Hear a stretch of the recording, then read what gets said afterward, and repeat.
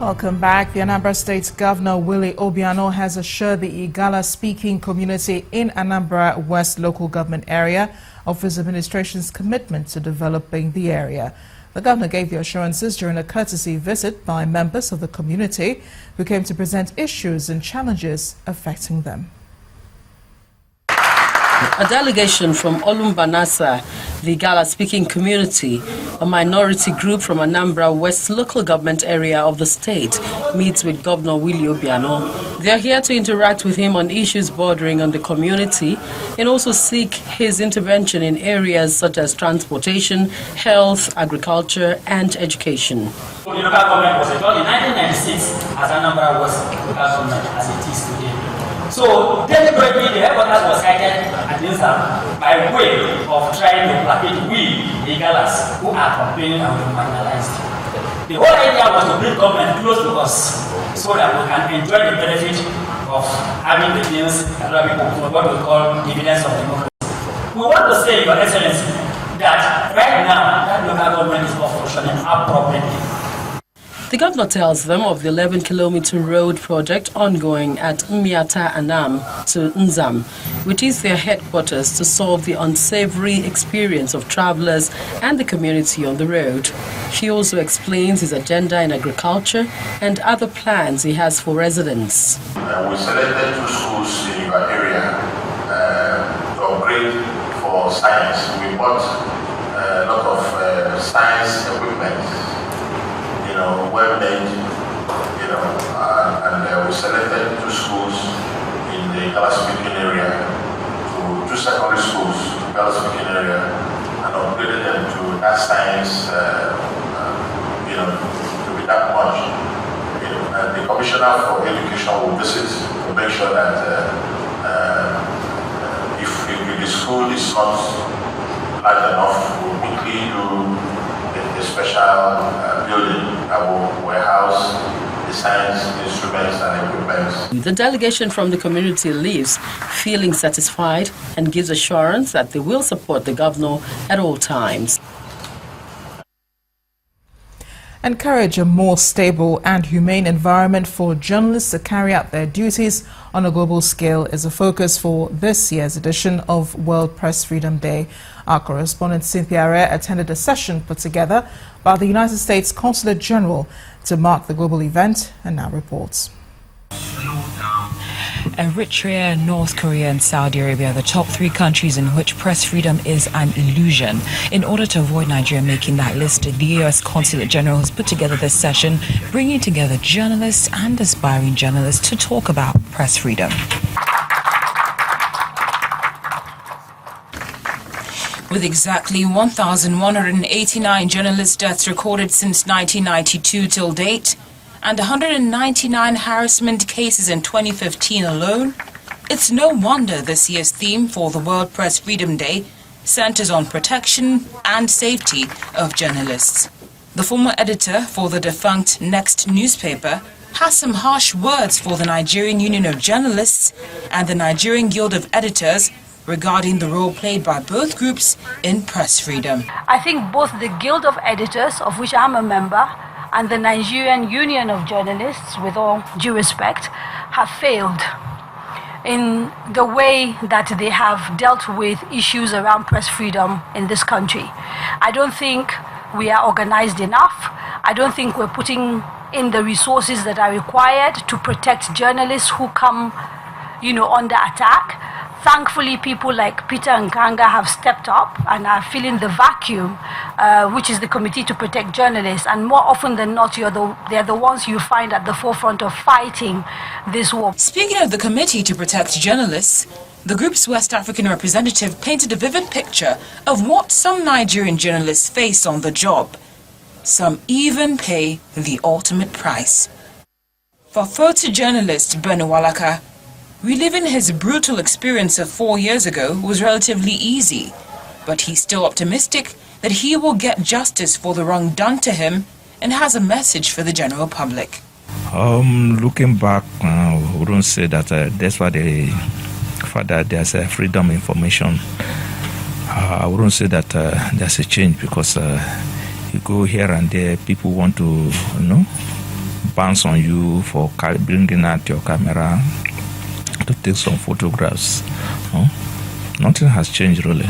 Near future, I think if there's a way people can be enlightened that journalists are friends, we are not foe of the masses, and that we, as we are fighting, we fight for them, and we have to listen to both sides, and just to make the information balance. That's what we do.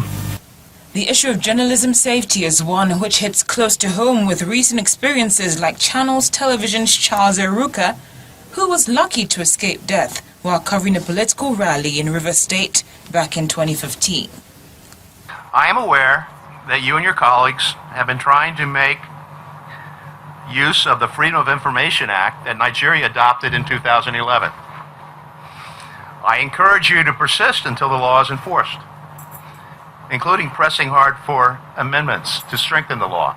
Nigeria clearly has a long way to go in terms of achieving true press freedom. Cynthia Are, Channels Television News. It's time now for sports news. Let's join Charles Eruka.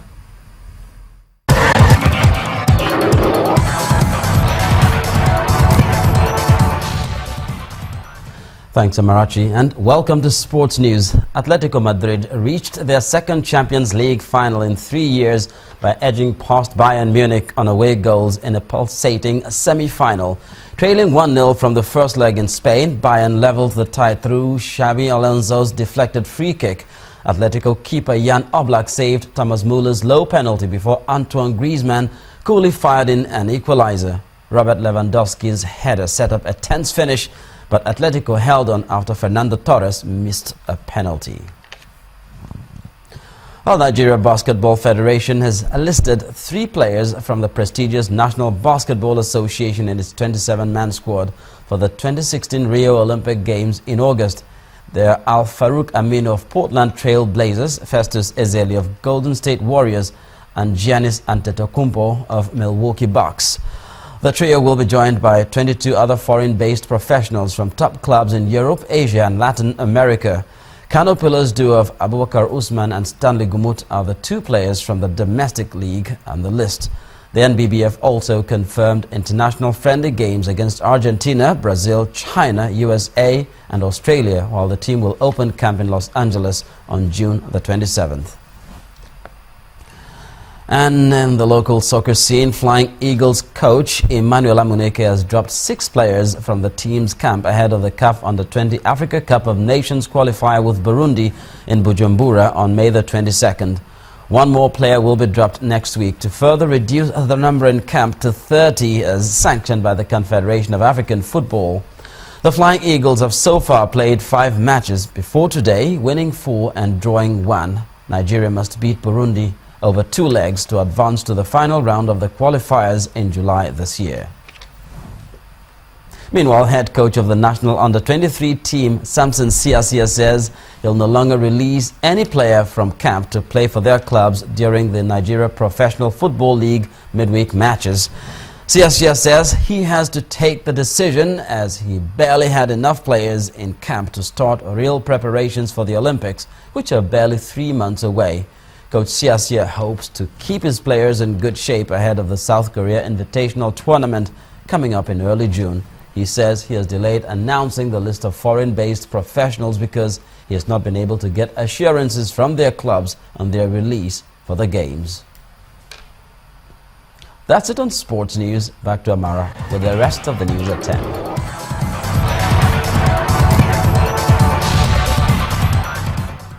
A 6-month-old girl has been rescued from the debris of a building that collapsed 4 days ago in the Kenyan capital, Nairobi.